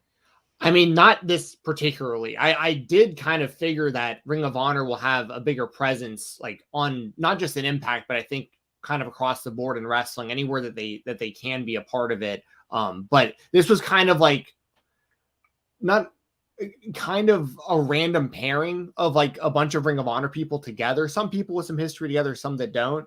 But to answer your question, no, I didn't. I expect this to happen after the match, but I was definitely pleasantly surprised to see what they're doing with all this. It is. So so let's kind of go over what we saw, what went down. So immediately after this match, we saw Mike Bennett appear. We saw Matt Taven appear. I missed when I didn't even see Maria all the way until the end. So I missed that part. But we see Vincent coming out. And I think once Vincent came out was when I realized that this was like a Ring of Honor invasion sort of thing.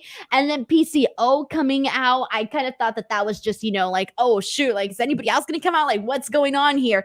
So I kind of like how they came in really fast, like right after each other, but it also was enough to kind of have a reaction for each guy coming into this.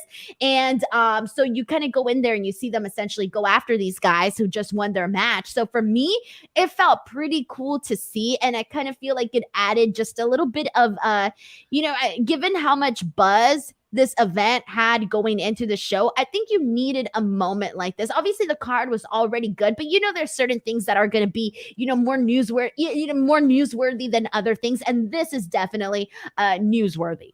Yeah, for sure, and it also gives you a lot of hope for the future of Ring of Honor. Like Sean was saying at the top of the show, that they fully intend on running in April, and like these kind of things, I think are really positive, kind of reinforcement that Ring of Honor, like, because when Ring of Honor did Final Battle, most people figured like that was the swan song for the company, and this is really giving me hope that like they're keeping kind of Ring of Honor wrestlers and stories active in other companies, and the people that they're choosing, like it's cool to see like Mike Bennett and Matt Taven. I think together they're way better than they are individually, and I think Agreed. that they're. Thank you for saying that. I was going to add that and I forgot. Thank you for that. Yeah, for sure. I mean, and I honestly think that they're both doing the best work of their careers right now. Like one of the best spots in all the Final Battle was that Doomsday device when Taven came over the top rope to the outside. I mean, it was awesome. But those guys are doing the best work in their careers, in my opinion, right now. And I don't think you missed Maria, unless I did too. I think she did come out at the end, like after kind of. Okay. I think at least I didn't see her till the end. Right, either. I didn't see her either. Yeah, and I felt bad because I put out a tweet and I didn't include her name, and I was like, "Ooh, my bad." And so OGK is a great tag team. Maria being with them makes total sense. Vincent was kind of an interesting choice, but I don't hate it. It was just, I was kind of like, that's kind of random that he's there, but like, it's cool because it's another Ring of Honor guy. And then PCO is like the real wild card out of the whole mix. It's like, oh, okay, like we'll see what PCO is still doing. Because as you know, we see a lot of him on the indies out there still killing himself. And I think that the Impact crowd, like, I'm assuming there's a lot of crossover between there, like in Ring of Honor, but there might not be. There might be a lot of people that haven't seen PCO do this version of himself. Maybe not. I mean, it's possible there's people that are seeing PCO right now that haven't seen him since, you know, he was in the WWF in the 90s. I mean, like, so I'm interested to see what kind of how Impact's fan base reacts to PCO and kind of seeing the crazy things he might do. So yeah, I really liked, it was exciting to see. And I know that, we'll talk a bit more about it, but like we saw Roxy at the end during the main event and stuff, like there's a lot of, the seeds are being planted that there's some sort of Ring of Honor invasion story happening in Impact. And it's pretty exciting to see. And I'll be real with you. When Ring of Honor put out that post that they were essentially taking out a hiatus and they said they would be back around WrestleMania, I was like, yeah, right. This is it. We're done. Like, part of me didn't really believe it. And I thought, okay, fine. If they do come back, it's going to be like just the one show for WrestleMania weekend, because no matter what, it's going to sell. Like, you have a bunch of fans going that, you know, just want to go to a show. You have the Ring of Honor brand. Obviously, it means a lot. So people are going to go and tune in for the show. And then that's pretty much going to be it. Like, for me, that's personally how I see all of this situation. But I just feel that Impact Wrestling kind of keeping the Ring of Honor name alive right now it's good. And I feel like, you know, this invasion stuff, like, it always works. So I'm really interested to see how this is all going to play out. And I feel that I have a feeling that they're going to make the right decisions in terms of the storytelling of this to really keep it, you know, entertaining and buzzworthy and all of that. So good for them, because you know what, like I said, it's kind of keeping Ring of Honor's name, you know, out of the, it's keeping it alive, really. Yeah, exactly. And I think that's a big part of, like, you know, when you see like the Briscoe brothers holding like the Ring of Honor and the GCW titles and stuff, like, you know, you see certain, like, Jonathan Gresham kind of popping up everywhere at that Ring of Honor title. I think it's just really smart. Like, anywhere that you can get a Ring of Honor presence in any company right now to keep it alive, as you said, that's a very smart thing for Ring of Honor to do. And yeah, I see people in the chat that are saying like PCO and Vincent, like, they weren't that into them maybe being there. I think they're going to surprise some people in Impact, though. Like, there's a lot of people in Impact similar to like a Joe Doring or pretty much the entire Violent by Design group. I could see him going against those guys. And I know that they attacked the baby faces who won this match, but like Eddie Edwards versus PCO, for instance, it'd probably be a really good match. Like, I think that I like you said, I have faith that like this is going to wind up being entertaining and good for everybody involved. And I think if you're not sure about PCO right now, if you're one of those people that are like, oh, I don't really know about PCO, trust me. Within like the first time, like, even today, because he did have like an awesome spot, but like as you continue to see like what kind of crazy stuff he does, I feel like you're immediately going to be like, oh damn, respect, bro. Like, I'm a fan of yours, you know? Yes, he is not human. And Ace Shock has mentioned a couple of times that Vincent was in Taven's kingdom before he turned. And that is true, but that's kind of what I was like. In Ring of Honor, Vincent had his own thing going on for a while, then the OGK, the original kingdom. But seeing them together, I mean, like, I get it. So. And I also when Sean tweeted the picture of all of them, you know, doing the Ring of Honor invasion, I quote retweeted and I put, their stable name should be Dishonor. And then someone said that it should be the Kingdom of Dishonor. And I was like, I like all of that. Like, I love that. It's a very good idea. So we'll see what happens. I like that a lot. Yeah, awesome. So let's go ahead and move on, everybody. We got 2 more matches to talk about, so let's get through this. Friendly reminder, once again, send in a super chat, send in a humper chat, humperchat.com. We will read your comments here, but let's get into the Impact World Championship, which was surprisingly not the main event, but we had Moose defending his title against Matt Cardona and W. Morrissey. And this is one thing that I do want to note, like right off the bat, when they did the tail of the tape, did you catch that they put that oh my gosh, now I forgot how they did it. They put, I think it was Moose. No, it was W. Morrissey that they put at 301 pounds and Moose at 300 pounds. Oh, I didn't notice that. They made him 1 pound heavier. The 1 pound difference killed me. It killed me. And then somebody wrote to me, and I don't know because I didn't catch it when they showed the tail of the tape, but I think they put W. Morrissey at 6'10" instead of 7 feet. I don't know, but I did see somebody tweet me that. So Interesting. I didn't pay attention to the hype portion, but if they did that, that's pretty hilarious. Anyways, but let's get into this. We actually got a super chat really quickly about the previous stuff that we were talking about, the Ring of Honor invasion. This one is from Dan V's 900, who says the OGK winning the Doomsday device was a callback to the great 2 to 3 Falls match in Atlanta and Ring of Honor in 2015. The OGK beat the Briscoes then. I think you just mentioned that as well. Yeah, thank you so much to Dan V900 for also sending in this super chat. I appreciate it. And someone confirms that it was the 6'10" that they saw on the tail of the tape. So I thought that was pretty hilarious. Good stuff, man. Impact has a funny sense of humor. Yes. All right, let's get into this match. I think that there was a little bit of everything here. I think that at this point in the show, Steven, it is very easy to kind of be in the situation where you're like, you know what? The show has been great, but I'm a little tired at this point. So for me, I was so happy that when this match got started, they kept it high energy, high impact. And I feel like the way that they basically did like all these big power moves, it was smart of them to work the match that way. Because I think it was easy for the people to really get invested in the match and not start to feel, a little tired heading into like, oh, we want to watch, the Texas death match and whatnot. Obviously, it's the Impact World Championship. So regardless, people were going to be excited about it. But when you've seen so much wrestling and you're kind of starting to wind down a little bit, I just really think that it was a good call for them to kind of kick off this match and work the match the way that they did, really doing those high impact maneuvers. So Steven, how did you feel about how all of this played out? Give us some thoughts here. Yeah, I agree with you about like the high energy, the high impact, all that stuff. No pun intended, high impact. But I did see there, there's some divisiveness, I think, about this main event. I think on paper that there was a portion of the fan base that wasn't that excited for this. But I think that it was done. I thought it was a good match. I will say I thought the ending was a bit overbooked, but I'll also say that like they didn't do this on any of the other matches though. Like it wasn't like we had like a whole show of like ref bumps and interference and like all this stuff that makes you just kind of go, ugh, like again. This was different. This was more of like kind of a sports entertainment type booking, I think. But it's perfect when Cardona is involved, especially in that kind of stuff. And then you had the inclusion of Chelsea Green. Basically, I mean, she was out there helping Cardona, and I've said this a lot lately. I think Morrissey has improved drastically since leaving the WWE. Like I think he's actually, for a guy for his size, he's gotten a lot better in my opinion.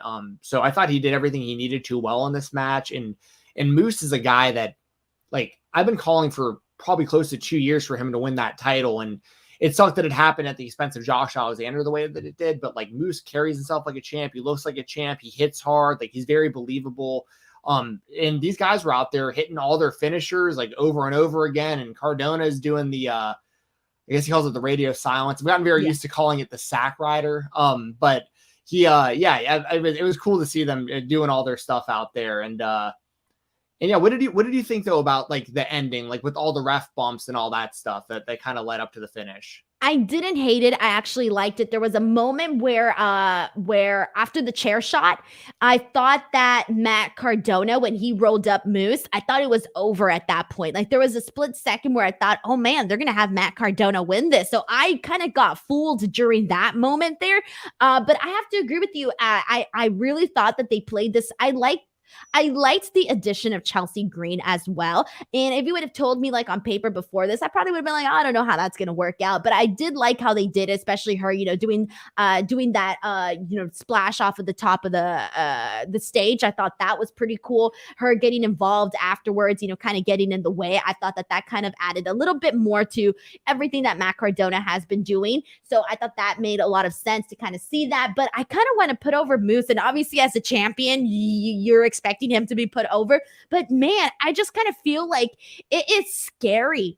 Like when you see him move the way he does, especially given his size, you're just like, dude, where is this coming from? But it's obviously all athleticism, but it is just this like the spike in energy that you see when he moves in the ring, and seeing him do that crossbody like right at the beginning of the match. Oh man, I don't know why it was like such a simple, not such a simple thing, but it just was very impactful, and I just really liked all of that good stuff. I thought that seeing the visual pin from W. Morrissey to Moose, I thought that was interesting. We got a visual pin there, but I mean, other than that, I did like the finish. Moose essentially spearing Matt Cardona, getting the win there. It was good. I liked it. I thought that it kept the entertainment, hot. Yeah, and I totally agree with you too about that roll up by Cardona. I thought like in a match like this where like I was pretty confident Moose was going to leave as the champion, if you could just get me to the point where like I think someone else is actually going to win, like you've done your job as far as I'm concerned as a company. And there was a few different times where I was like, oh, they're going to give Cardona the belt. Like, and you hear it a lot when it comes to Cardona. And shout out to Fightful Magazine. I just actually wrote an article about him in the latest issue, and I talked about some of this stuff. And, he's in Impact, he's a very different character than he is everywhere else. But he's really made it work everywhere he's gone. Like he's like a chameleon. He's like, it doesn't matter what company he's in, whether he's a heel, a baby face, with Chelsea, without Chelsea, whatever he's doing, like he's making it work everywhere. And, I thought he came into Impact a bit lukewarm. Like actually a year ago at Hard to Kill is when he made his debut in the company. And, I think it went from a point of like, I think kind of lukewarmness to like, if he would have won the title tonight, I think a lot of the fan base would have been really behind it and wanted to, especially because he's like going for the NWA World title and he's been the GCW champion. It's like, he's kind of out there challenging for all these world titles right now. And Morrissey, like you said, I'm glad you brought that up about the visual pin, because that does leave some meat on the bones for, Moose and Morrissey were aligned for a while there. And like that in itself, one-on-one, we haven't really seen, for the title. So there's a lot of options coming out of this that they might be able to do before the inevitable Moose versus Alexander showdown. Exactly. We got a couple of super chats, and I'm so glad that Cool Dream sent this in, because I made a mental note of talking about this. This was a really good spot too. Cardona pushing Moose onto the table. That was sick. That was a ballsy spot there. Honestly, I don't know how else to put it, but that looked pretty impressive. So thank you so much for bringing that up. Dan V900 sends in another super chat saying, from a buzz perspective, with Cardona's 2.1 million followers and a live tour, it made more sense for him to win. It didn't make sense from a booking perspective with the eventual Moose Alexander match. Thank you so much to Dan V for also getting the super chat in. Damn, lots of good stuff there. I think I got everything on that end here. Was there anything else that you wanted to add, or should we move on to the Impact Knockouts World Championship match? No, we can move on. I think we got everything there. All three guys look very good, though, in this match, and all three are very, very formidable contenders for that world title right now. All right, so let's get into one of the matches that I was really looking forward to, especially because, again, the ending of this match, I think, was just kind of, people were curious what the hell was going to happen, especially after all the news yesterday where Mickie James was the talk of the town. So we had the Impact Knockouts World Championship in the main event. Yes. Texas Death Match, Mickie James versus Deonna Purrazzo. Obviously, Deonna Purrazzo trying to get her championship back. She did not succeed. Mickie James did end up retaining her championship, but this was a war. This was a legit war. And one of the things that I want to start off by saying is that you can tell that Mickie James loved each and every single moment of this match. She went out there, and this is Deonna too, but I just feel like, Mickie James took a lot of these brutal spots, especially that thumbtack spot, where I'm just like, I really feel like I don't know, it was just very cool to kind of see everything that they did here. Okay. Like, it was really good stuff. Let's get some of your thoughts here first, and then we'll kind of go over a little bit some of the cool spots that they did here. But how did you feel about this match overall? And were you expecting Deonna Purrazzo to get her championship back? So to answer that question, I was 50-50 on it, but in my official predictions, I did choose Deonna. Now, the thing is, Impact was in a win-win scenario with this match either way, because the wrestling world's buzzing about Mickie James in the Royal Rumble. Whether she wins or loses this match, there's already been a big win, in my opinion, for Impact, because like either Mickie retains and she maybe brings that title with her, or they're at least they're mentioning it on at the Royal Rumble, or Deonna wins and it's like maybe a lot of this fan base that is watching Impact because of the buzz of like what's going to happen with this title. Now it's like, oh, Deonna, like this is the champion now. Like I got to keep watching Impact because like she's amazing, So like it was really a win-win no matter who won this match, in my opinion. That said, I thought the match, they went out there and killed themselves. Mickie James, like you said, took some brutal stuff into those thumbtacks. I always get I always feel uneasy when I see thumbtack spots, when I start seeing the strays kind of floating around out there. And really? I love it. I mean, I just mean from the perspective of like, when a few of them kind of wind up in other spots in the ring, and then you notice like, well, I'll put it this way, it's gotta hurt. I know this sounds weird. It's gotta hurt worse to take one of those than like a pile of them. I feel like if I hit them at once, I'd just be kind of like shocked. If I didn't expect it and like one of them poked me out of nowhere, I'd be like, what was that? You know what I mean? But I thought they did great out there. Deonna's next level. Like she's one of the best wrestlers in the world right now, in my opinion. And she's another one of those that like, how did the WWE not see it? And she's killing it out there. And Mickie's been great for decades. And I honestly think she's doing the best work of her career right now. Like, I mean, these are two women that really are in their primes, I think. And they both got color out there. They were bleeding. I mean, they went out there and they did. I mean, it lived up to when you're going to go out there and do a Texas death match. Like there are certain things you're expecting to see, and I think that they went out there and they showed out. I thought it was really, really well done by those two women. Good stuff. Let's talk about some of the details here. Obviously, we had Roxy, who was watching this match as, it progressed, and she's the current Ring of Honor Women's World Champion. So it was kind of cool to kind of see her and have them acknowledge her. And again, a lot of what we were seeing today, well, we had the Ring of Honor invasion. We had the Ring of Honor World title being defended. We had, somebody from Ring of Honor doing ring announcing, doing commentary. And then you have the women's champion out there as well. So I kind of feel that all of that stuff made sense. Now, with that being said, there was a lot of really good moments that we saw throughout this match. So I'll just kind of point out a few of them. You mentioned that both women got busted open. We did get to see that. We literally saw Deonna during the stage area. She pushes one of those caddies onto Mickie James's face. I thought that was pretty sick. I liked that spot. I love Mickie James hitting Deonna Purrazzo with the knee brace multiple times in the face. I thought that was really good. Mickie James obviously going through the thumbtacks. That was really awesome. And there was the one moment where Deonna Purrazzo was down and out and she was being counted, was nearing the 10. And then we saw Matt get involved in this. Matt comes in and he stands her up. Oh, I love this spot. I thought it was a brilliant spot because I don't recall how many times I've seen somebody essentially help somebody else up and have them break the count, right? And prior to this match, Gail Kim had told him like, hey, you touch Mickie, your guys are done. He didn't touch Mickie. He got involved, but he didn't touch Mickie. So I kind of felt that was a smart and funny way and unique way to kind of get that spot over. So I really liked that.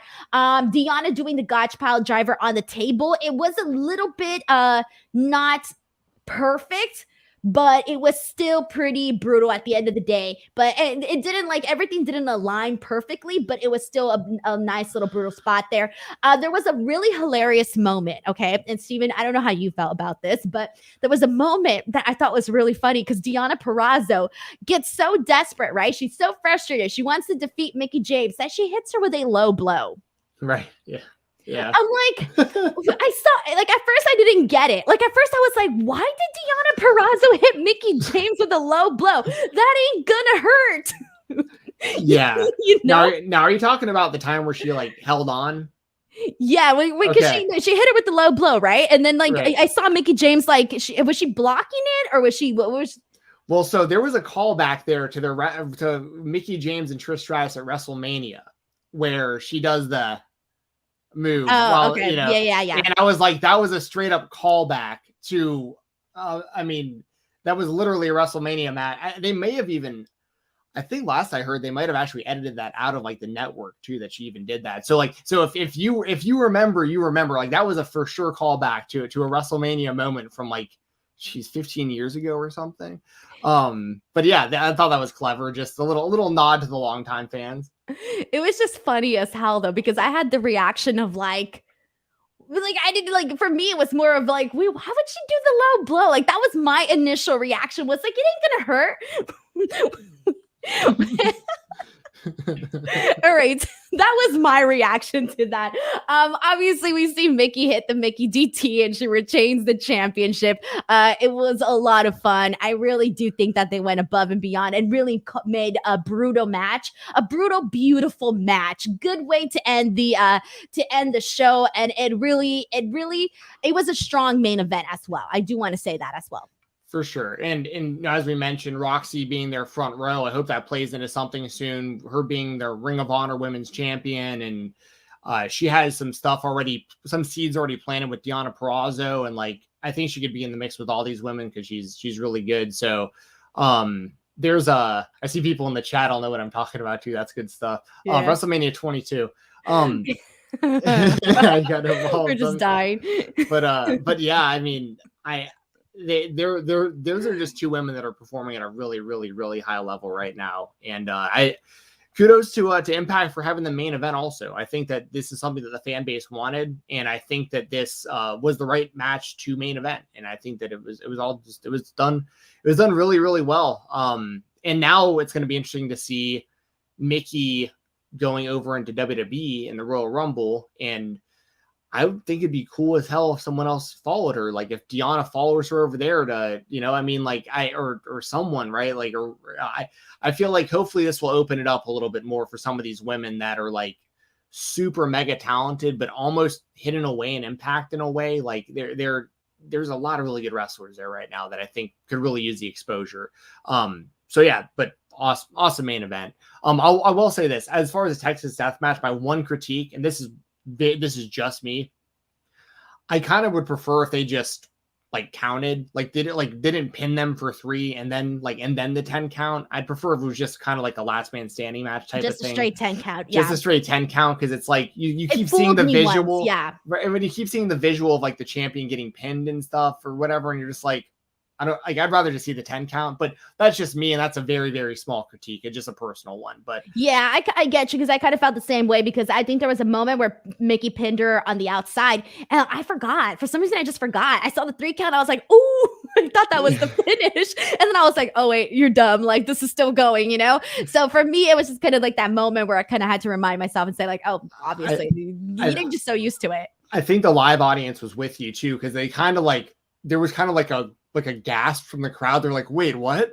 And then like the ref started counting. They're like, oh yeah, that's right. So I think there was a lot of people in that boat.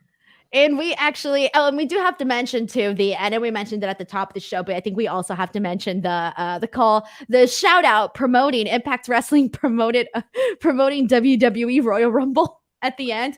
Oh, it was amazing. I loved it. We do got a super chat from Jake, a humper chat, from a Jake Waterworth, who says, love the show. Impact is consistently great. Loved every match, especially the main event. I understand that tax spots have a place in wrestling, but I personally don't like them, and I feel they're getting a bit overused recently. What say you? Well, I'm polar opposite of that. I love the violence. I love the blood. Give it to me. Steven, how do you feel? Well, I mean, I know there's people in the chat right now that are like, this guy's such a GCW fanboy, but I mean, I'm used to seeing people putting gusset plates. You're the GCW fanboy, but I work for GCW. Right, I know, right? But it's like I've become so numb to it. Where like I'm used to seeing people putting gusset plates in each other's heads and like meat skewers and stuff. Like so to me, thumbtacks is very, very tame. Yes, so that's just it how is. It's like I kind of feel bad, but like I see a thumbtack spot, and I'm like, yeah, cool. But I need something a little bit more now. Well, but now the little bit more is the next level is the people out there taking the thumbtacks to their bare feet. Like they always figure out ways to up it for the fans out there. So there's that. When you feel like you've seen it all, they'll figure something else out crazy to do for you. We're just disgusting, violent, hungry people, Steven. That's what we are. Yeah. I love it. Hooligans. Alrighty, so that was Impact Wrestling Hard to Kill, a really awesome night where I can't even decide on my favorite match of the night. Legitimately, I think if you did not watch this show, go out and watch it. I think you'll be entertained. Every single match, like we said, had something different to bring to the table. It was enjoyable. Before we go, though, Steven, please feel free to plug in anything you want to plug in. Sure. So y'all can listen to the Fightful Select Weekender podcast. That's every Sunday at FightfulSelect.com. I'll have a show out tomorrow. A few things I got to catch up on tomorrow wrestling wise before I do the show. So it may be like a late afternoon, evening type upload. I'm not sure yet, but if you're over there on Fightful Select, you'll see when it drops. I mainly cover independent wrestling. So as we've talked about a lot before, GCW, a lot of different stuff on independentwrestling.tv. I always highlight at least one show of IWTV to talk about and discuss. We talk NWA, we talk MLW. I mean, 205 Live and NXT UK are the only WWE related shows that I watch, and it's to review them on that show. So we got that over there too. So there's a lot of good stuff to listen to over there at Fightful Select. Y'all can catch me on Fightful Fight Night, the next live show for youtube.com/Fightful. That'll be UFC 270, which will be not this upcoming weekend, but the next one. And then that same weekend, I'll be going back to back on the Fightful YouTube because we've got UFC 270 on Saturday. And then on Sunday, we have GCW Hammerstein. I'll be doing the post show right after with Righteous Reg from Grapsity. So that's going to be a lot of fun. There's a lot of good stuff. I'll be at Terminus next week here in Atlanta. Like, there's a lot of really good stuff going on in the world of wrestling and mixed martial arts. And you can find me on Twitter at FightTalk _ FIGHT TALK _ use code FightTalk on IWTV.live. Help me out. I love it. I feel like your Weekender podcast, it's just like a mixed bag of, all of this random stuff. I love it. That's good stuff, man. Thank you so much, Steven. I feel like we always have a good time doing these shows. We almost went 2 hours, so we didn't get there just yet, but we're good. We're good. And no weird VR forehead type stuff this time. So. Thank goodness for that. Thank goodness. As for me, everybody, Twitter and Instagram at _ Denise Salcedo. I just hit 50K. Thank you very much. My next goal is 100K, so I'm gonna be annoying till then. YouTube.com/Denise Salcedo. Please go there, subscribe. I just hit 51,000 subscribers there, so please make sure to subscribe there as well. Check back here each and every single Monday. I'm on with Sean Ross Sapp to cover Monday Night Raw, and it is a roller coaster, so make sure you guys check that out. Other than that, I'm Denise Salcedo. This is Steven Jensen. We'll see you guys next time. Have a great weekend, everybody. Bye.